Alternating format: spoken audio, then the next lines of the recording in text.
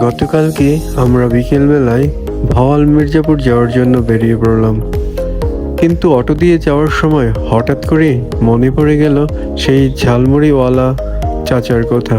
তো কাঞ্জানুলের সেই বটতলার ঝালমুড়ির দোকানে আমরা নেমে পড়লাম। তো মেয়ে অনেক দিন আগে থেকেই এই চাচার ঝালমুড়ির দোকানে আসতে চেয়েছিল, তাই আর দেরি করলাম না।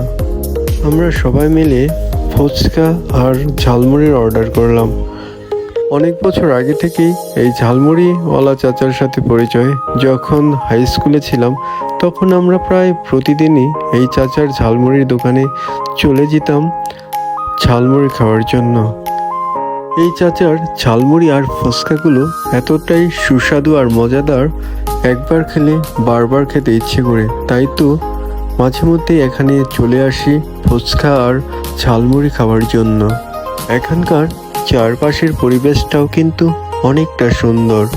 অনেক বড় একটা বট গাছ, তার নিচে এই ঝালমুড়ির দোকান। পাশেই রয়েছে একটি বিশাল বড় মৎস্য খামার।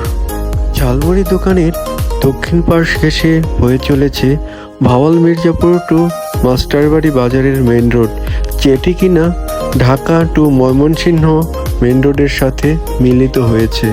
রাস্তা দিয়ে বয়ে চলা বিভিন্ন গাড়ির শব্দ আর বটগাছের ডালে বসে থাকা বিভিন্ন পাখির কলকাকলিতে মুখরিত এই পরিবেশটা দারুণ অন্যরকম লাগে। মাছের খামারে মাছের সাঁতার কাটা আর মুখ বের করে আদার খাওয়ার দৃশ্য দেখতে বড় ভালো লাগে। মন চাইলে আপনারাও কিন্তু কোনো এক সুন্দর বিকেলে চলে আসতে পারেন এই চাচার দোকানে। বটগাছের সুশীতল ছায়ায় বসে ঝালমুড়ি খেতে পারেন। শুধু বড়রা নয়, ছোট ছোট আদরের সোনামণিরাও কিন্তু চলে এসেছে এই চাচার দোকানের ঝালমুড়ি খাওয়ার জন্য।